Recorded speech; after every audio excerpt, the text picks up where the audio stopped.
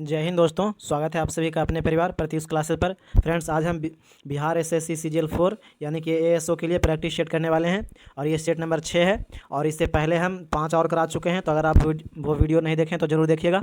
और इसमें हम टोटल 150 सवाल कराएंगे, जिसमें 50 को रीजनिंग रहेगा और 25 मैथ रहेगा और 75 जीके जीएस रहेगा। इतना सवाल रहेगा। और पीडीएफ के लिए टेलीग्राम से जुड़ जाएगा, वहाँ पे आपको इसका पीडीएफ मिल जाएगा टेलीग्राम पे। और आप भी साथ में बनाइए और कितना नंबर आता है कमेंट में ज़रूर बताइए। और अगर आप हमारे चैनल पे नए हैं तो चैनल को सब्सक्राइब कीजिए, वीडियो को लाइक कीजिए और अपने दोस्तों के पास शेयर कीजिए। तो चलिए बिना देर के हुए शुरू करते हैं। पहला सवाल जो है वो मैथ और जीके का है, मैथ रीजनिंग का है। तो हम इसका आंसर बताते हैं। पहला एक का आंसर हो जाएगा ऑप्शन नंबर बी, एक का आंसर 2 हो जाएगा और 2 का आंसर हो जाएगा ऑप्शन नंबर सी। और आप पीडीएफ डाउनलोड करके ये सब बना लीजिएगा। और 3 के आंसर की बात करें तो 3 का हो जाएगा ऑप्शन नंबर ए। और 4 की बात करें तो 4 का हो जाएगा ऑप्शन नंबर डी, आंसर हो जाएगा इसका 4 का। और 5 की बात करें तो 5 के हो जाएगा ऑप्शन नंबर ए हो जाएगा 5 के आंसर। और वहीं 6 की बात करें तो 6 में कह रहा है, 6 में अब जीके है तो आइए यहाँ से सोल्यूशन करते हैं। 6 में कह रहा है मंदार पर्वत बिहार के किस जिले में स्थित है। तो मंदार पर्वत जो है वो हो जाएगा बांका जिला में। ऑप्शन सी आंसर हो जाएगा इसका, बांका जिला में है। और यह बांका जिले का बौंसी में पर्वत स्थित है। और हिंदू धर्म के पौराणिक ग्रंथों में मंदार पर्वत का धार्मिक महत्व है, ये भी याद रखिएगा। आगे सवाल देखते हैं क्या है। निम्नलिखित में से कौन सी सबसे तीव्र भूकंपीय तरंगे हैं। तो ये हो जाएगा प्राथमिक तरंगे। ऑप्शन ए आंसर हो जाएगा इसका, प्राथमिक तरंगे। और पृथ्वी के अंतर्जात एवं बहिर्जात बलों के कारण ऊर्जा का निष्कासन होता है, जो सभी दिशाओं में फैलकर कंपन उत्पन्न करता है, जिसे भूकंप तरंग कहते हैं। और भूकंप पृथ्वी पर सर्वप्रथम जिस स्थान पर उद्गम होता है उसे अधिकेंद्र कहते हैं। तो ये सब याद रखिएगा। आगे सवाल देखते हैं क्या है। 8 नंबर में सवाल है, कह रहा है भारत के सबसे लंबे नदी रोपवे का शुभारंभ किस राज्य में किया गया था। तो ये शुभारंभ किया गया था असम में। ऑप्शन बी आंसर हो जाएगा इसका, असम। और ब्रह्मपुत्र नदी के 2 तटों को यह रोप जोड़ता है, ये भी याद रखिएगा। और इस रोपवे की लंबाई 1.82 किलोमीटर है। और इसके बारे में कुछ बात करें तो एक याद रखिएगा। आगे सवाल देख लेते हैं क्या है। 9 नंबर में कह रहा है निम्नलिखित में से कौन सा समुद्री जैव विविधता के दृष्टिकोण से दुनिया का सबसे समृद्ध क्षेत्र है, जिसमें ज्वारनदमुख समुद्र तट, निकटवर्ती पर्यावरण के जंगल, समुद्री घास, प्रवाल भित्तियाँ, नमक दलदल और मैंग्रोव के साथ 21 द्वीप शामिल है। तो ये हो जाएगा मन्नार खाड़ी biosphere reserve. Option A answer हो जाएगा इसका, मन्नार खाड़ी बायोस्फीयर रिजर्व। और इसके बारे में कुछ बात करें तो नंदा देवी राष्ट्रीय उद्यान अनेक विलुप्तप्राय जंतुओं और पौधों का आवास स्थल है। नंदा देवी के बारे में याद रखिएगा। और सुंदरबन राष्ट्रीय उद्यान पश्चिम बंगाल में है। और गंगा नदी के सुंदरबन डेल्टा में स्थित बाघ संरक्षित क्षेत्र और बायोस्फीयर रिजर्व भी है, ये याद रखिएगा सुंदरबन के बारे में।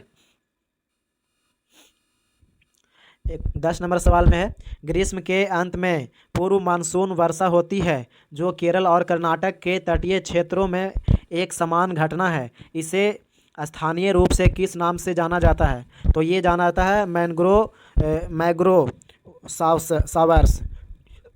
ऑप्शन सी आंसर हो जाएगा इसका, मैग्रो सावर्स। और कुछ बात करें तो आम के फसल के लिए लाभदायक होने के कारण दक्षिण भारत में आम्र वर्षा भी कहते हैं, ये सब याद रखिएगा। आगे सवाल 11 नंबर में है सिंधु नदी की कौन सी सहायक नदी समुद्र तल से 4000 मीटर की ऊंचाई पर रोहतांग दर्रा के पास से निकलती है। तो ये जो निकलता है वो ब्यास नदी। ऑप्शन ए आंसर हो जाएगा इसका, ब्यास। और ब्यास नदी रोहतांग दर्रा के निकट ब्यास कुंड से निकलता है। और ब्यास नदी का पुराना नाम बिपाशा है। और कुछ बात करें तो चिनाब के पुराना नाम आस्किनी हो जाएगा, चिनाब के। और चिनाब नदी सिंधु की सबसे बड़ी सहायक नदी है, जो कि चंद्रा और भागा के 2 सरिताओं के मिलने से बनता है। आगे सवाल है निम्नलिखित में से कौन सी नदी भ्रांस घाटी से होकर बहती है। तो ये बहता है तापी नदी। ऑप्शन डी आंसर हो जाएगा इसका, तापी नदी। और तापी नदी का उद्गम मध्य प्रदेश के बैतूल जिले में सतपुड़ा की श्रृंखला में स्थित मुल्ताई से होता है और यह नदी अरब सागर में ज्वारनद मुख के निर्माण करता है। तापी नदी ज्वारनद मुख का निर्माण करता है। और कुछ बात करें तो तापी नदी 724 किलोमीटर लगभग 65,145 किलोमीटर की क्षेत्र में बहता है, प्रवाहित होता है, याद रखिएगा। एक लगभग 65,145 वर्ग किलोमीटर हो जाएगा और किलोमीटर में हो जाएगा 124 किलोमीटर। और एक याद रखिए गंगा नदी, तो गंगा नदी उत्तराखंड राज्य के उत्तरकाशी जिले में स्थित गंगोत्री हिमनद से निकलता है गंगा नदी। और ब्रह्मपुत्रा को तिब्बत में सांगपो या सांपू के नाम से जाना जाता है, ब्रह्मपुत्रा नदी को। तो ये सब याद रखिएगा। आगे सवाल देखते हैं क्या है। वीडियो अच्छा लग रहा है तो वीडियो को लाइक कीजिए, चैनल को सब्सक्राइब कीजिए, प्लीज़ सपोर्ट माय चैनल और अपने दोस्तों के पास शेयर कीजिए। 13 नंबर में कह रहा है भारत की जनगणना 2011 के अनुसार शीर्ष 3 सबसे अधिक आबादी वाले राज्य कौन से हैं? तो ये हो जाएगा उत्तर प्रदेश, महाराष्ट्र और बिहार। ऑप्शन सी आंसर हो जाएगा इसका, ऑप्शन सी। और वहीं 2011 की जनगणना के अनुसार भारत की कुल जनसंख्या लगभग 121.09 करोड़ है और जिसमें पुरुषों की संख्या 51.54% है और महिलाओं की जनसंख्या 48.46% हो जाएगा। आगे सवाल देखते हैं। भारत का जागृति ज्वालामुखी कौन सा है? तो जागृत ज्वालामुखी जो है वो बैरन हो जाएगा। ऑप्शन बी आंसर हो जाएगा इसका, बैरन। और बैरन भारत का एकमात्र सक्रिय ज्वालामुखी है और नारकोंडम प्रसुप्त ज्वालामुखी है, नारकोंडम। और विश्व में प्रमुख सक्रिय ज्वालामुखी एंटना और स्ट्रोम्बोली है, इटली, और फिर इटली में स्ट्रोम्बोली है और कोलिमा जो है मैक्सिको में और किलायू अमेरिका में है। तो ये सब याद रखिएगा। और ऑस्ट्रेलिया महाद्वीप में कोई ज्वालामुखी नहीं है, ये याद रखिएगा ऑस्ट्रेलिया के बारे में। और प्रशांत महासागर में स्थित मेरियाना गर्त सबसे गहरा गर्त है, मेरियाना गर्त, और इसकी गहराई 11,022 मीटर हो जाएगा।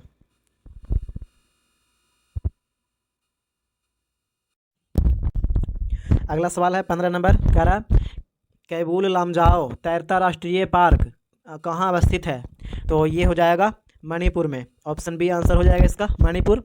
और भारत का पहला राष्ट्रीय पार्क जिम कॉर्बेट राष्ट्रीय उद्यान है उत्तराखंड में और जिसका पुराना नाम हेरी नेशनल पार्क था। जिम कॉर्बेट राष्ट्रीय उद्यान का पुराना नाम हेरी नेशनल पार्क। और भारत का सबसे बड़ा राष्ट्रीय park Hemis national park Ladakh में है और भारत में सबसे ज़्यादा उद्यान मध्य प्रदेश राज्य में है। तो ये सब याद रखिएगा। और डम्फा अभयारण्य मिजोरम में है। तो इसका आंसर ऑप्शन बी हो जाएगा। आगे 16 नंबर की बात करें तो 16 के आंसर हो जाएगा ऑप्शन नंबर डी हो जाएगा 16 के आंसर। ये रीजनिंग है, आप पीडीएफ डाउनलोड करके बना लीजिएगा। और 17 के आंसर हो जाएगा ऑप्शन नंबर ए, 17 के आंसर। 18 की बात करें तो 18 के आंसर हो जाएगा ऑप्शन नंबर ए हो जाएगा 18 के। और 19 के हो जाएगा ऑप्शन नंबर बी हो जाएगा 19 के आंसर। और 20 के हो जाएगा ऑप्शन नंबर सी हो जाएगा 20 के आंसर। और 21 के हो जाएगा ऑप्शन नंबर डी 21 के आंसर। 22 के हो जाएगा ऑप्शन नंबर सी आंसर 22 के। और 23 की बात करें तो 23 का हो जाएगा ऑप्शन नंबर ए आंसर 23 का। और 24 के हो जाएगा 24 का ऑप्शन नंबर बी आंसर हो जाएगा इसका। और 25 की बात करें तो 25 के हो जाएगा ऑप्शन नंबर डी आंसर, 25 के आंसर डी होगा। और 26 की बात करें तो 26 में कह रहा है प्रकाश संश्लेषण में प्रकाश अभिक्रिया के दौरान निम्नलिखित में से किनका निर्माण होता है? तो ये होता है एटीपी, हाइड्रोजन दाता तथा O2। ऑप्शन सी आंसर हो जाएगा इसका, ऑप्शन सी होगा। आगे सवाल देख लेते हैं क्या है। वीडियो अच्छा लग रहा है तो वीडियो को लाइक कीजिए, चैनल को सब्सक्राइब कीजिए और पीडीएफ के लिए टेलीग्राम से जुड़ जाइए। आगे सवाल है सही कथन का चयन कीजिए। तो सही कथन जो है वो हो जाएगा हाइड्रोजन के निष्कासन के लिए श्वसन में ऑक्सीजन अत्यावश्यक है। ऑप्शन सी आंसर हो जाएगा इसका। और ऑक्सीजन श्वसन केवल ऑक्सी श्वसन केवल ऑक्सीजन की उपस्थिति में ही हो सकता है और इस प्रक्रम के अंतिम अवस्था में ऑक्सीजन की भूमिका सीमित होता है। आगे सवाल देखते हैं क्या है। 28 नंबर में कह रहा है निम्न में से ऊर्जा की इकाई नहीं है। तो ऊर्जा की इकाई नहीं है तो ये हो जाएगा WB/m²। ऑप्शन डी आंसर हो जाएगा इसका। और आगे सवाल देखते हैं। 29 नंबर में कह रहा है यदि एक दौड़ता हुआ लड़का एक घूमती हुई मेज पर कूदता है तो निम्न में से क्या संरक्षित रहेगा? तो ये हो जाएगा कोणीय संवेग। ऑप्शन सी आंसर हो जाएगा इसका, कोणीय संवेग। निम्नलिखित में से कौन सी द्रव्य तरंगों की तरंगदैर्घ्य सबसे कम होती है और जबकि वे समान गति से गमन कर रही हों? तो ये हो जाएगा अल्फा कण। ऑप्शन बी आंसर हो जाएगा इसका, अल्फा कण। और कुछ बात करें तो इलेक्ट्रॉन के खोजकर्ता जे थॉमसन है और इलेक्ट्रॉन का द्रव्यमान 9.1 गुना 10⁻⁻31 kg होता है। और प्रोटॉन के खोजकर्ता जो हैं वो हैं रदरफोर्ड और न्यूट्रॉन के खोजकर्ता हैं जेम्स चैडविक। तो ये सब याद रखिएगा। आगे सवाल है 31 नंबर। NaMgAl तथा Si ये सब का प्रथम आयनन एंथैल्पी का क्रम है। तो ये बोल रहा है सोडियम, मैग्नीशियम, एल्यूमिनियम और सिलिकॉन के बारे में पूछ रहा है। तो इसका हो जाएगा ऑप्शन ए आंसर हो जाएगा इसका, सोडियम, मैग्नीशियम, एल्यूमिनियम और सिलिकॉन। ऑप्शन ए आंसर हो जाएगा इसका 31 का। और वहीं 32 सवाल नंबर देखते हैं तो क्या है। 32 नंबर सवाल में मैथ है तो इसका आंसर हो जाएगा ऑप्शन नंबर सी हो जाएगा। और 33 की बात करें तो 33 के आंसर हो जाएगा ऑप्शन नंबर ए, 33 के आंसर ए। 34 की बात करें तो 34 के हो जाएगा ऑप्शन नंबर ए, 34 के आंसर। और वहीं 35 के आंसर हो जाएगा ऑप्शन नंबर बी, 35 के आंसर। और 36 के हो जाएगा ऑप्शन नंबर ए हो जाएगा 36 के आंसर। और 37 नंबर सवाल में देखते हैं, कह रहा है भारत के किस राज्य में सबसे अधिक पवन ऊर्जा का निर्माण होता है? तो ये जो होता है वो गुजरात में। ऑप्शन सी आंसर हो जाएगा इसका, गुजरात। और पवन ऊर्जा गैर परंपरागत ऊर्जा स्रोत का उदाहरण है। और कुछ बात करें तो पवन ऊर्जा उत्पन्न करने के मामले में पूरे विश्व में भारत का स्थान चौथे स्थान पर है भारत का स्थान पूरे विश्व में। आगे सवाल है भारत में कौन सा राज्य मूंगफली उत्पादन में अग्रणी है? तो ये हो जाएगा गुजरात। ऑप्शन डी आंसर हो जाएगा इसका, गुजरात। और भारत मूंगफली तेल का विश्व का अग्रणी निर्यातक है। आगे सवाल है 39 नंबर। हॉर्न ऑफ अफ्रीका कहलाने वाले विभिन्न 4 देशों में से कौन सा देश स्थलरूढ़ है? तो कौन सा देश स्थलरूढ़ है? तो ये हो जाएगा इथियोपिया। ऑप्शन डी आंसर हो जाएगा इसका, इथियोपिया। और अफ्रीका का सिंग पूर्वी अफ्रीका का एक प्रायद्वीप है और यह अरब सागर से अदन की खाड़ी के दक्षिण किनारे पर स्थित है, ये याद रखिएगा। आगे सवाल देखते हैं। गोदावरी, कृष्णा और कावेरी नदियां हैं तो ये जो है वो भारत में दक्षिण क्षेत्र में है। ऑप्शन ए आंसर हो जाएगा इसका, भारत के दक्षिण क्षेत्र में। और गोदावरी नदी गंगा के बाद भारत की दूसरी सबसे बड़ी नदी है और यह त्रयंबक महाराष्ट्र से निकलता है और बंगाल की खाड़ी में गिरता है गोदावरी नदी। और कृष्णा नदी प्रायद्वीपीय भारत की दूसरी सबसे बड़ी नदी है और इसकी लंबाई 1401 किलोमीटर है। और कृष्णा नदी का उद्गम स्थल महाराष्ट्र के पश्चिमी घाट सह्याद्री में महाबलेश्वर के पास से होता है, ये याद रखिएगा। और कृष्णा नदी का अपवाह क्षेत्र जो है वो महाराष्ट्र, कर्नाटक, तेलंगाना और आंध्र प्रदेश में विस्तृत है, यहाँ से होकर के गुजरता है ये सब। एक कावेरी नदी के बारे में याद रखिएगा। तो कावेरी नदी का उद्गम स्थल कर्नाटक के कुर्ग जिला में ब्रह्मगिरी की पहाड़ी से होता है और इसे दक्षिण की गंगा भी कहते हैं, दक्षिण भारत की गंगा कावेरी नदी को।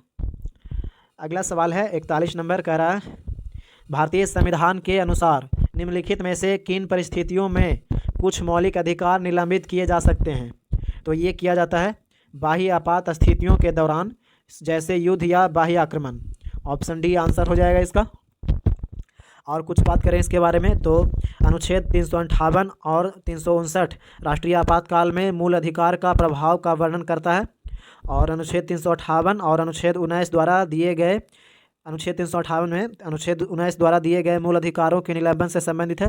यानी कि अनुच्छेद 19 में जो दिया गया मूल अधिकार है उसे अनुच्छेद 358 के तहत निलंबन किया जा सकता है, ये सब याद रखिएगा। आगे सवाल है दूसरी पंचवर्षीय योजना में तेजी से औद्योगिकीकरण और सार्वजनिक क्षेत्र पर जोर दिया गया, इसका प्रारूप और योजना किसके नेतृत्व में बनाई गई थी? तो ये बनाया गया था PC Mahalanobis. Option D answer हो जाएगा इसका, पीसी महालनोबिस। और द्वितीय पंचवर्षीय योजना जो था वो था 1956 से 1961 के बीच में इसका था। और वृद्धि दर जो लक्ष्य वृद्धि दर था 4.5% था। और वास्तविक विकास दर जो हुआ था वो 4.27% हुआ था। तो ये सब याद रखिएगा। आगे सवाल है, संसद के दोनों सदनों के समक्ष वार्षिक वित्तीय विवरण किस अनुच्छेद के अंतर्गत प्रस्तुत किया जाता है? तो ये किया जाता है अनुच्छेद 112 के तहत। ऑप्शन बी आंसर हो जाएगा इसका, अनुच्छेद 112। और कुछ बात करें तो अनुच्छेद 360 का संबंध वित्तीय आपात से है, ये सब याद रखिएगा। आगे सवाल देखते हैं। भारतीय संविधान के निम्नलिखित में से कौन सा राज्य के नीति निर्देशक सिद्धांतों का एक उदारवादी सिद्धांत है? तो ये हो जाएगा समान नागरिक संहिता को संरक्षित रखना। ऑप्शन बी आंसर हो जाएगा इसका, ऑप्शन बी। और अनुच्छेद 44 के अनुसार नागरिकों के लिए समान नागरिक संहिता लागू करने का प्रयास करना है। आगे सवाल है, भारतीय संविधान में शामिल स्वतंत्रता, समानता एवं बंधुत्व के सिद्धांत के किस देश के संविधान से लिए गए हैं? तो ये लिया गया है फ्रांस के संविधान से। ऑप्शन ए आंसर हो जाएगा इसका, फ्रांस। और भारतीय संविधान में जापान से विधि द्वारा स्थापित अभिक्रिया लिया गया है, जापान से। और दक्षिण अफ्रीका से संविधान से भारतीय संविधान में संविधान संशोधन की व्यवस्था और राज्यसभा के सदस्यों का निर्वाचन संबंधित प्रावधान लिया गया है, दक्षिण अफ्रीका से। तो ये सब याद रखिएगा। और आयरलैंड के संविधान से डीपीएसपी ये सब लिया गया है, आयरलैंड से, ये सब याद रखिएगा। और कुछ बात करें तो संसद के दोनों सदनों की संयुक्त बैठक, उद्देशिका की भाषा और प्रस्तावना की भाषा और व्यापार, ये सब जो है वो ऑस्ट्रेलिया के संविधान से लिया गया है। और समवर्ती सूची ऑस्ट्रेलिया से ही लिया गया है, ये सब। आगे सवाल है, बिहार राज्य विधानमंडल में प्राक्कलन समिति के सदस्यों का कार्यकाल क्या है? तो इसका कार्यकाल हो जाएगा 2 वर्ष। ऑप्शन सी आंसर हो जाएगा इसका, 2 वर्ष। आगे सवाल देखते हैं क्या है। आगे सवाल रीजनिंग का है, तो 47 के आंसर हो जाएगा ऑप्शन नंबर सी। और वीडियो अच्छा लग रहा है तो वीडियो को लाइक कीजिए और पीडीएफ के लिए टेलीग्राम से जुड़ जाइए, वहाँ पे आपको इसका पीडीएफ मिल जाएगा। 48 के आंसर हो जाएगा ऑप्शन नंबर सी। और 49 के हो जाएगा ऑप्शन नंबर ए आंसर हो जाएगा इसका, 49 के। और 50 के हो जाएगा ऑप्शन नंबर डी हो जाएगा 50 के आंसर। और 51 के हो जाएगा ऑप्शन नंबर बी हो जाएगा, 51 के आंसर बी। और 52 की बात करें तो 52 के आंसर हो जाएगा ऑप्शन नंबर बी। और 53 के हो जाएगा ऑप्शन नंबर बी हो जाएगा, 53 के आंसर। और 54 के हो जाएगा ऑप्शन नंबर बी हो जाएगा, 54 के आंसर। और 55 की बात करें तो 55 के हो जाएगा ऑप्शन नंबर ए आंसर, 55 का। और 56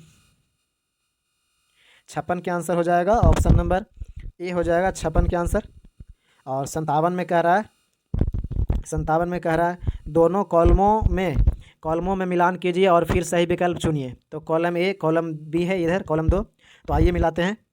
तो ये हो जाएगा भोजन के जैव दीर्घाणु है, तो ये हो जाएगा भोजन के जैव दीर्घाणु, तो ये सरल पदार्थों में बदल जाते हैं, ये हो जाएगा 1 का 4। और बी में है मानव पाचन तंत्र है, तो मानव पाचन तंत्र हो जाएगा आहार नाल और संबंधित ग्रंथियां। और आमाशय भित्ति जो है वो हो जाएगा जे आकार की थैलीनुमा संरचना। और गर्तदंती हो जाएगा, गर्तदंती ये हो जाएगा बड़े जबड़े की अस्थियों में अंतः स्थापित, ये हो जाएगा। और सेरोसा हो जाएगा अंतरांगों की बाहरी, ये अंतरांगों की बाहरी हो जाएगा। तो इसका आंसर ऑप्शन नंबर बी हो जाएगा, ऑप्शन बी 57 के। और मानव की आहार नाल की लंबाई 6 से 9 मीटर तक होता है, इसका लंबाई, ये सब याद रखिएगा। श्वसन प्रक्रिया का नियमन मस्तिष्क में स्थित कुछ विशिष्टकृत केंद्रों से होता है। निम्नलिखित में से कौन सा एक केंद्र उद्दीप्त होने पर अंतः श्वसन की अवधि को कम कर सकता है? तो ये करता है स्वास्थ्य अनुचलनी केंद्र। ऑप्शन बी आंसर हो जाएगा इसका, ऑप्शन बी। और मस्तिष्क का मेडुला ऑब्लांगेटा श्वास को नियंत्रित करता है, ये याद रखिएगा। आगे सवाल देखते हैं। 59 नंबर में कह रहा है अस्थायी अवस्था में किसी वस्तु का तापमान, तो किसी वस्तु का ताप की बात करें तो ये हो जाएगा समय के साथ नहीं बदलता, लेकिन वस्तु के अलग अलग परिच्छेदों पर अलग अलग होता है। ऑप्शन डी आंसर हो जाएगा इसका, ऑप्शन डी। उत्तल पृष्ठ से परावर्तन पर प्रकाश उस पथ का अनुसरण करेगा जिसके लिए लिया गया समय है। तो ये हो जाएगा अधिकतम, ऑप्शन ए आंसर हो जाएगा इसका, अधिकतम। आगे सवाल में कह रहा है नीचे दिए गए इलेक्ट्रॉनिक विन्यास वाले तत्वों में से किसकी आयनन एंथैल्पी उच्चतम है। तो ये जो है वो हो जाएगा Ne3s² 3p/Q, option B answer हो जाएगा, ये हो जाएगा इसका आंसर। निम्नलिखित बहुलकों में से कौन सा बहुलक ताप सुघट्टी है। तो ताप सुघट्टी के बारे में पूछ रहा है। तो ये हो जाएगा टेफ्लॉन, ऑप्शन ए आंसर हो जाएगा इसका, टेफ्लॉन। अब 63 नंबर में मैथ है, तो इसका आंसर ऑप्शन नंबर डी हो जाएगा, 63 का आंसर डी। और 64 की बात करें तो 64 के आंसर हो जाएगा ऑप्शन नंबर सी हो जाएगा, 64 के आंसर। और 65 के हो जाएगा ऑप्शन नंबर ए हो जाएगा, 65 के आंसर। और 66 के हो जाएगा ऑप्शन नंबर ए हो जाएगा, सॉरी ए नहीं होगा, 66 के हो जाएगा ऑप्शन नंबर सी होगा, 66 के आंसर सी। और 67 की बात करें तो 67 के आंसर बी हो जाएगा। और 68 में कह रहा है लोकसभा में अनुसूचित जनजातियों यानी कि एसटी के लिए जिस राज्य में सर्वाधिक आरक्षित सीटें हैं वह कौन सा राज्य है। तो ये जो राज्य है वो हो जाएगा Madhya Pradesh, option D answer हो जाएगा इसका, मध्य प्रदेश। और लोकसभा में मध्य प्रदेश से अनुसूचित जातियों के लिए 6 सीटें आरक्षित है। और लोकसभा में अनुसूचित जनजातियों के लिए टोटल 47 सीटें आरक्षित है पूरा भारत भर में, ये याद रखिएगा। अगला सवाल है उच्चतम न्यायालय की व्यवस्था अनुसार जिन निजी भवनों के ऊपर राष्ट्रीय झंडे को फहराना किसके तहत हर नागरिक का मौलिक अधिकार है। तो ये हो जाएगा संविधान का अनुच्छेद 19 के 1 के ए के तहत, ऑप्शन बी आंसर हो जाएगा इसका, ऑप्शन बी। और अगला सवाल है और इसके बारे में कुछ बताते हैं। तो 25 जनवरी 2004 को सर्वोच्च न्यायालय ने यह महत्वपूर्ण निर्णय दिया कि अनुच्छेद 19 के ए के तहत मौलिक अधिकार बताया, परंतु इसे कानून नहीं बना सकता, सरकार इसे कानून नहीं बना सकता, ये याद रखिएगा। आगे सवाल देखते हैं क्या है। आर्य समाज के संस्थापक कौन थे। तो इसके संस्थापक हैं Dayanand Saraswati, option C answer हो जाएगा इसका, दयानंद सरस्वती। और 1875 में बम्बई में आर्य समाज की स्थापना किया गया है। और 1877 में आर्य समाज का मुख्यालय लाहौर में स्थापित किया गया था, स्थानांतरित। और दयानंद सरस्वती ने वेदों की ओर लौटो का नारा भी दिए हैं। और विवेकानंद के द्वारा 1897 में कलकत्ता में रामकृष्ण मिशन की स्थापना किया गया था, विवेकानंद के द्वारा। और राजा राम मोहन राय ने ब्रह्म समाज और आत्मीय सभा ये सब संगठन की स्थापना किए थे, राजा राम मोहन राय। तो ये सब याद रखिएगा। आगे सवाल है खाली स्थान में जेम्स विलियम एक स्कॉटिश अर्थशास्त्री और राजनीतिक दार्शनिक ने एक विशाल 3 खंड का काम ए हिस्ट्री ऑफ ब्रिटिश इंडिया प्रकाशित किया। तो ये प्रकाशित किया था 1817 में, ऑप्शन ए आंसर हो जाएगा इसका, 1817। और ये पुस्तक जो है वो भारतीय इतिहास का प्रथम संपूर्ण पाठ्यक्रम का व्यवस्थित पुस्तक है। आगे सवाल देखते हैं। इनमें से कौन 1946 में भारत भेजे गए कैबिनेट मिशन का एक सदस्य नहीं था। तो ये नहीं था Ramsay MacDonald, option C answer हो जाएगा इसका, रैमजे मैकडोनाल्ड। और 1946 की कैबिनेट मिशन में पाकिस्तान की मांग को अस्वीकार कर दिया गया था। और संविधान सभा के लिए चुनाव जुलाई 1946 में हुआ था। और संविधान सभा का गठन नवंबर 1946 में हुआ था। किस सूफी संप्रदाय से सूफी संत सफरुद्दीन यहिया मनेरी जुड़े थे। तो ये जो जुड़े थे वो फिरदौसी से, ऑप्शन सी आंसर हो जाएगा इसका, फिरदौसी। और इसके बारे में कुछ बात करें तो सफरुद्दीन यहिया मेनोरी का जन्म 13वीं शताब्दी में हुआ था, मनेर में हुआ था। आगे सवाल देखते हैं। निम्नलिखित में से किसने रॉलेट एक्ट को काला कानून कहा था। तो ये कहे थे M.K. Gandhi, option B answer हो जाएगा इसका, M.K. गांधी बोले थे। और मोहनदास करमचंद गांधी यानी कि गांधी जी बोले थे। और मार्च 1919 में भारत में क्रांतिकारी गतिविधियों के दमन के लिए रॉलेट एक्ट लाया गया था। और गांधी जी ने इस एक्ट के विरोध में हुए 6 अप्रैल 1919 को जनता से देशव्यापी आंदोलन का आह्वान किए थे। आगे सवाल है, स्यादवाद सिद्धांत का संबंध किस धर्म से है? तो स्यादवाद सिद्धांत जो है वो जैन धर्म से है। ऑप्शन सी आंसर हो जाएगा इसका, जैन धर्म। और स्यादवाद को अनेकांतवाद के नाम से भी जाना जाता है, और स्यादवाद का अर्थ सापेक्षतावाद होता है। आगे सवाल है, सरोजिनी नायडू ने किस वर्ष में भारतीय राष्ट्रीय कांग्रेस के अध्यक्ष के रूप में कार्य किया? तो ये कार्य किए हैं 1925 में। ऑप्शन ए आंसर हो जाएगा इसका, 1925। और सरोजिनी नायडू एक भारतीय स्वतंत्रता कार्यकर्ता, कवि और फिर राजनीतिज्ञ थे। और सरोजिनी नायडू का जन्म 13 फरवरी 1879 को हैदराबाद, भारत में हुआ था, हैदराबाद में हुआ था। आगे देखते हैं क्या है। और सरोजिनी नायडू भारतीय कोकिला के नाम से जाने जाते हैं, भारत की कोकिला के नाम से सरोजिनी नायडू को जाना जाता है, ये भी याद रखिएगा। और एक याद रखिएगा, एनी बेसेंट कांग्रेस की पहली महिला अध्यक्ष हैं, भारतीय राष्ट्रीय कांग्रेस के प्रथम महिला अध्यक्ष एनी बेसेंट, जिन्होंने 1917 में कलकत्ता कांग्रेस अधिवेशन में इसकी अध्यक्षता किए थे। भारत में पहली पंचवर्षीय योजना का आधार था, तो ये जो आधार था वो Harold Domar model. Option A answer हो जाएगा इसका, हेरोल्ड डॉमर मॉडल। और इसका कार्यकाल था 1951 से 1956 तक। पहली पंचवर्षीय योजना 1951 से 1956 तक चला था। और आगे सवाल देखते हैं क्या है। आगे सवाल है रीजनिंग से है, तो इसका आंसर बता देते हैं। 78 के आंसर डी हो जाएगा, और 79 के आंसर हो जाएगा, 79 के ऑप्शन नंबर सी आंसर हो जाएगा इसका। और 80 की बात करें तो 80 के आंसर ए हो जाएगा, और 81 के हो जाएगा, ऑप्शन नंबर बी हो जाएगा 81 के आंसर। और 82 के आंसर हो जाएगा, ऑप्शन नंबर डी हो जाएगा 82 के आंसर। और 83 के हो जाएगा, ऑप्शन नंबर बी। और 84 की बात करें तो 84 के आंसर हो जाएगा, ऑप्शन नंबर सी 84 के आंसर। और वीडियो अच्छा लग रहा है तो वीडियो को लाइक कीजिए, चैनल को सब्सक्राइब कीजिए, प्लीज़ सपोर्ट माय चैनल, और अपने दोस्तों के पास शेयर कीजिए। और 85 के आंसर हो जाएगा, ऑप्शन नंबर बी। और 86 की बात करें तो 86 के हो जाएगा, ऑप्शन नंबर डी हो जाएगा 86 के आंसर।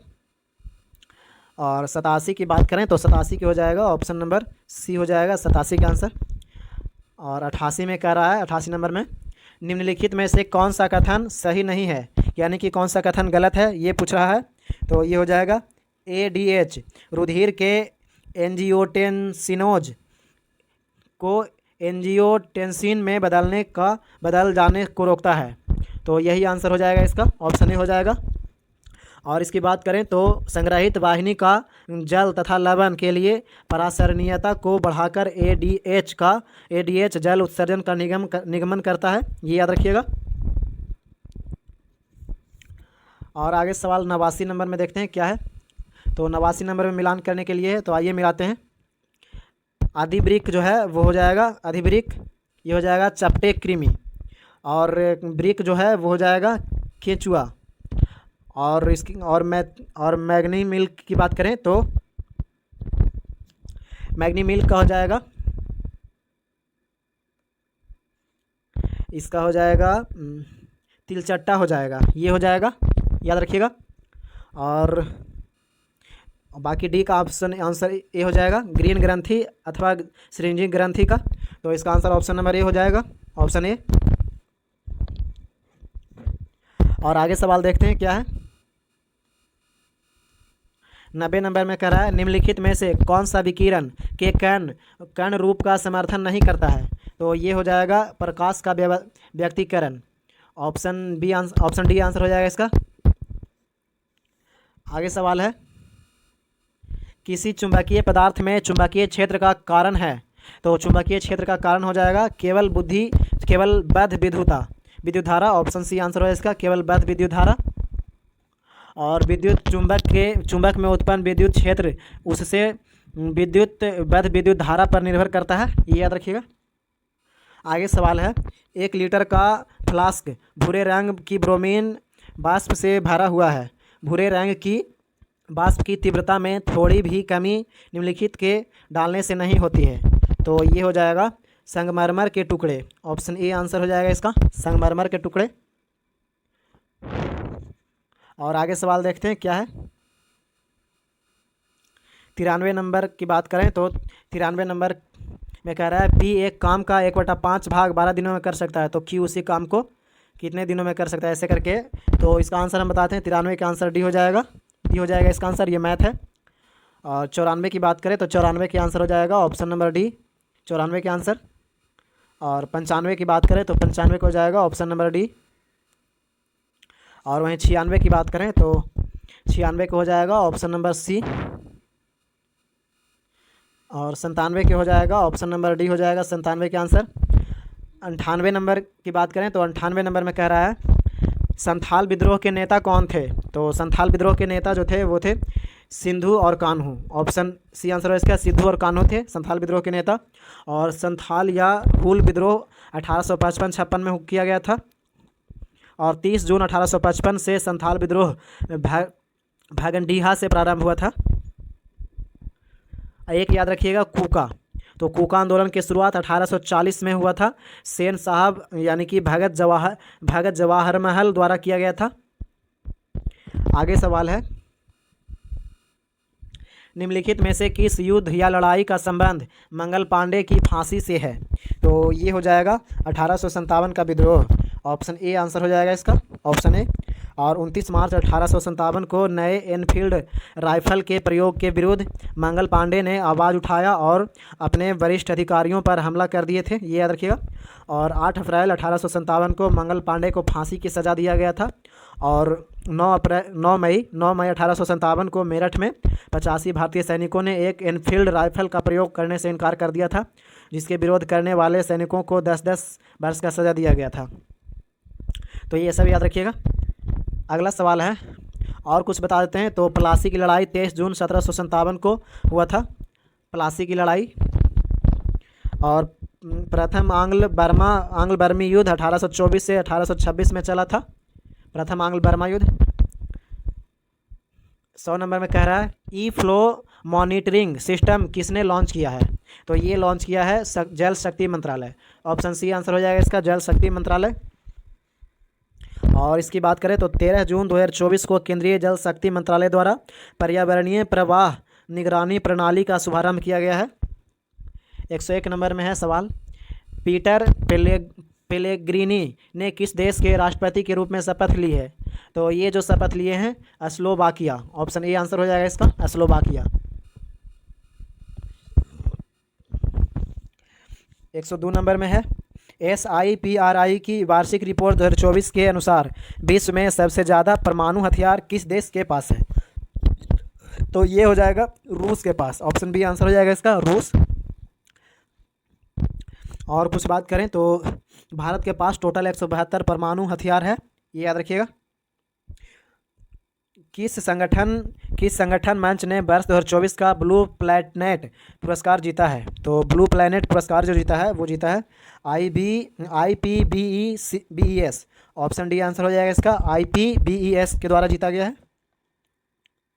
आगे सवाल है, 71वें राष्ट्रीय फिल्म पुरस्कार में किस फिल्म को सर्वश्रेष्ठ फीचर फिल्म का पुरस्कार प्रदान किया गया है, तो ये किया गया है 12वीं फेल, ऑप्शन बी आंसर हो जाएगा इसका, 12th फेल फिल्म। आप तो देखे ही होंगे, आप सभी लोग देखे ही होंगे।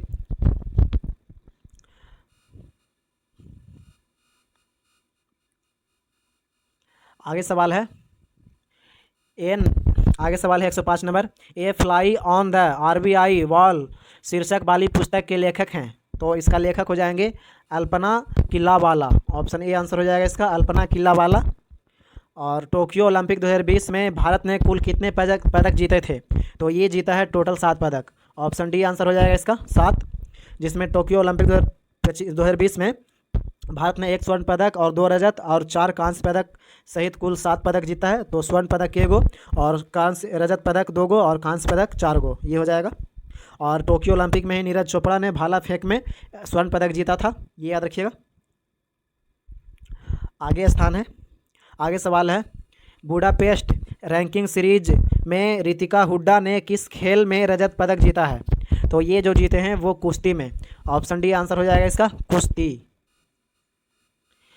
अब आगे जो सवाल है वो है रीजनिंग का, तो इसका आंसर बताते हैं। 108 के आंसर सी हो जाएगा और 109 के हो जाएगा ऑप्शन नंबर, 109 के डी हो जाएगा इसका आंसर डी। और 110 की बात करें तो 110 के हो जाएगा, ऑप्शन नंबर बी हो जाएगा। और 111 के आंसर हो जाएगा, ऑप्शन नंबर बी हो जाएगा 111 के आंसर। और 112 की बात करें तो 112 के आंसर हो जाएगा, ऑप्शन नंबर ए हो जाएगा 112 के आंसर। और 113 के आंसर हो जाएगा, ऑप्शन नंबर सी हो जाएगा 113 के आंसर। और 114 की बात करें तो 114 के ए हो जाएगा। और 115 के आंसर हो जाएगा, ऑप्शन नंबर बी 115 के आंसर। और 116 की बात करें तो 116 के डी हो जाएगा। और 117 की बात करें तो 117 के आंसर बी हो जाएगा। और 118 में कह रहा है घुटना संधि और कोहनी संधि किस प्रकार की संधि का उदाहरण है? तो ये हो जाएगा कब्जा संधि, ऑप्शन डी आंसर हो जाएगा इसका, कब्जा संधि का उदाहरण है। विषाणु अकोशिकीय जीव होते हैं, लेकिन पोषक कोशिका का एक बार संक्रमण करने के बाद वे अपनी प्रकृति बना लेते हैं। विषाणुओं का संबंध निम्नलिखित में से किस जगत के साथ माना जाता है?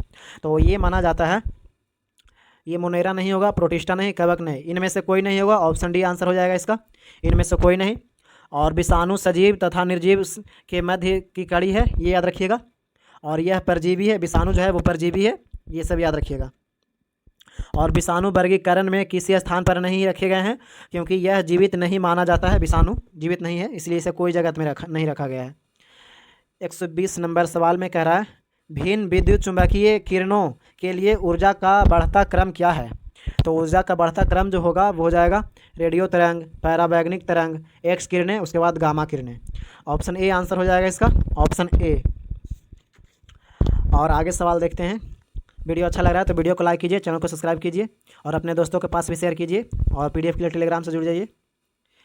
निम्नलिखित में से कौन सा कथन असत्य है? तो कौन सा कथन गलत है ये पूछ रहा है। तो ये हो जाएगा वातावरण में प्रचुर मात्रा में पाई जाने वाली दुर्लभ गैस हीलियम है, ऑप्शन डी आंसर हो जाएगा इसका। और आगे सवाल देखते हैं क्या है। आगे सवाल जो है वो मैथ रीजनिंग का है, तो इसका आंसर हो जाएगा ऑप्शन नंबर बी। 122 का आंसर बी हो जाएगा। और 123 के हो जाएगा, ऑप्शन नंबर बी हो जाएगा 123 के। और 124 के आंसर हो जाएगा, ऑप्शन नंबर बी हो जाएगा 124 के आंसर। और 125 के हो जाएगा, ऑप्शन नंबर डी 125 के आंसर। और 126 की बात करें तो 126 के हो जाएगा, ऑप्शन नंबर ए हो जाएगा 126 के आंसर। और 127 में अब है राष्ट्रीय मानवाधिकार आयोग के अध्यक्ष किसे नियुक्त किया गया है? तो ये नियुक्त किया गया है B R Subrahmanyam, option B answer हो जाएगा इसका, बी आर सुब्रमण्यम को नियुक्त किया गया है। आगे सवाल देखते हैं क्या है। मियामी ओपन 2025 पुरुष एकल का खिताब किसने जीता? तो ये जीता है जैवक मेंसिक, ऑप्शन बी आंसर हो जाएगा इसका, जैवक मेंसिक। हिंदी भाषा को राष्ट्रभाषा घोषित करने वाले अहिंदी क्षेत्र भाषी प्रस्तावक का नाम क्या था? तो ये जो प्रस्तावक थे वो थे गोपाला स्वामी अयंगर, ऑप्शन बी आंसर हो जाएगा इसका, गोपाल स्वामी अयंगर। और भारतीय संविधान के भाग 17 में अनुच्छेद 243 से 251 तक भाषाओं से संबंधित का प्रावधान किया गया है, भाषा से संबंधित है। आगे सवाल है किस पंचवर्षीय योजना स्थिरता के साथ विकास के विशिष्ट उद्देश्य के साथ शुरू किया गया था? तो ये शुरू किया गया था चौथी पंचवर्षीय योजना, ऑप्शन बी आंसर हो जाएगा इसका, चौथी पंचवर्षीय योजना। और इसका कार्यकाल जो है वो 1969 से 1974 के बीच चलाया गया था, चौथी पंचवर्षीय योजना। आगे सवाल देखते हैं किसके लिए रासायनिक सूत्र H2SO4 है? तो H2SO4 किसका रासायनिक सूत्र है? तो ये हो जाएगा ऑयल ऑफ विट्रियोल का, ऑप्शन डी आंसर हो जाएगा इसका, ऑयल ऑफ विट्रियोल। आगे सवाल 132 नंबर में है अनंतराज सागर जलाशय का निर्माण किसके शासकों द्वारा करवाया गया था? तो कौन शासक के द्वारा करवाया गया था? तो ये कराया गया था विजयनगर, ऑप्शन ए आंसर हो जाएगा इसका, विजयनगर हो जाएगा।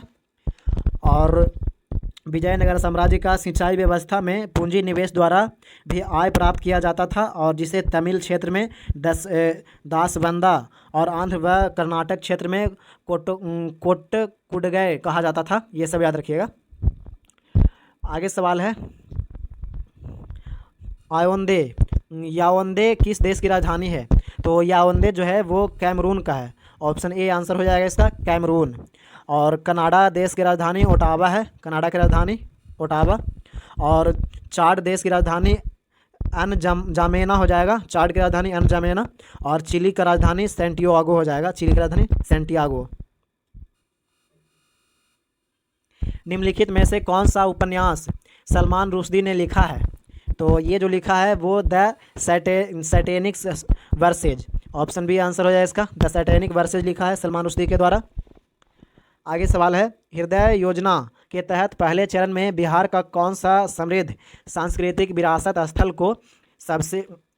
को संरक्षण को पुनर्जीवन प्रदान करने के लिए शामिल किया गया है?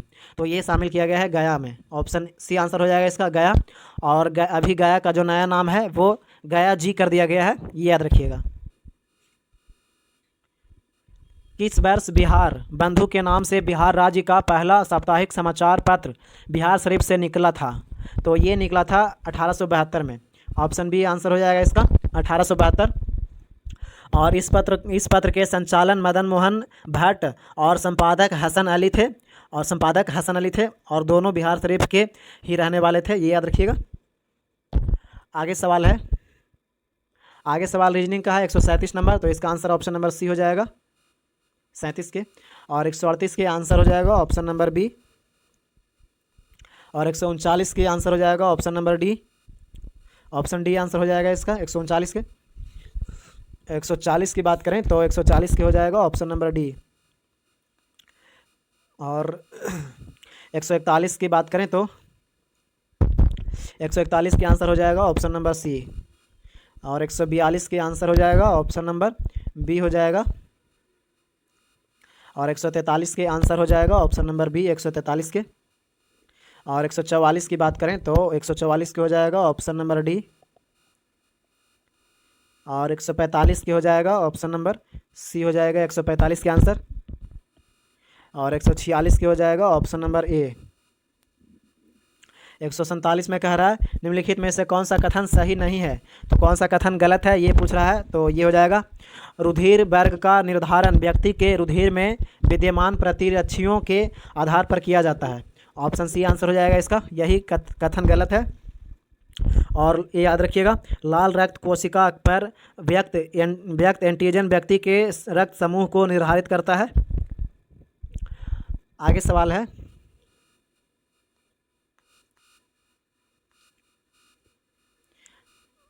आगे सवाल है 148 नंबर में कह रहा है, कॉलम 1 को कॉलम 2 से मिलान करने के लिए बोल रहा है, कॉलम 1 को कॉलम 2 से। तो आइए मिलाते हैं। लसिका तंत्र हो जाएगा उत्तक तरल को वापस 1 का 3 हो जाएगा। और फुफ्फुस शिरा हो जाएगा ऑक्सीजनित रुधिर का वहन करता है, तो बी का 1 हो जाएगा। और थ्रॉम्बी नानू हो जाएगा, ये इसका हो जाएगा रुधिर का स्कंदन, 4 का 3 सी का 4 हो जाएगा। और लसिकानु का हो जाएगा, लसिकानु का ये हो जाएगा प्रतिरक्षी अनुक्रिया, तो ये इसका 1 का 4 1 का 3 ऑप्शन बी आंसर हो जाएगा इसका, ऑप्शन बी। तो ये है इसका सवाल, देख लिए। और आगे देखते हैं, 149 नंबर में कह रहा है, जब एक शक्तिशाली न्यूट्रॉन n पर पावर 4 और n पर द्रव्यमान और परमाणु संख्या जो है 14 और 7 है, नाभिक में टकराकर 14 और 7 नाभिक में बनाता है, तो इस नाभिकीय अभिक्रिया में उत्सर्जित आणविक कण जो है वो क्या हो जाएगा? तो इसका आणविक कण जो है वो हो जाएगा प्रोटॉन। ऑप्शन बी आंसर हो जाएगा इसका, प्रोटॉन। और 150 नंबर सवाल में कह रहा है, आदर्श गैसें किसी दूसरे तत्व से अभिक्रिया नहीं करती है, क्योंकि वे पूर्ण युग्मित होता है तथा इसके इलेक्ट्रॉनिक कोश अस्थायी होता है। ऑप्शन डी आंसर हो जाएगा इसका, ऑप्शन डी। तो ये था बिहार एसएससी सीजीएल 4 के लिए है, प्रैक्टिस सेट नंबर ये था। और ये बिहार एसएससी इंटर लेवल के लिए बहुत ही इंपॉर्टेंट है। और अगर आप हमारे चैनल पर नए हैं तो चैनल को सब्सक्राइब कीजिए, वीडियो को लाइक कीजिए और अपने दोस्तों के पास शेयर कीजिए। और पीडीएफ के लिए टेलीग्राम से जुड़ जाइए, वहाँ पे आपको इसका पीडीएफ मिल जाएगा। मिलते हैं अगले वीडियो में। जय हिंद, जय भारत।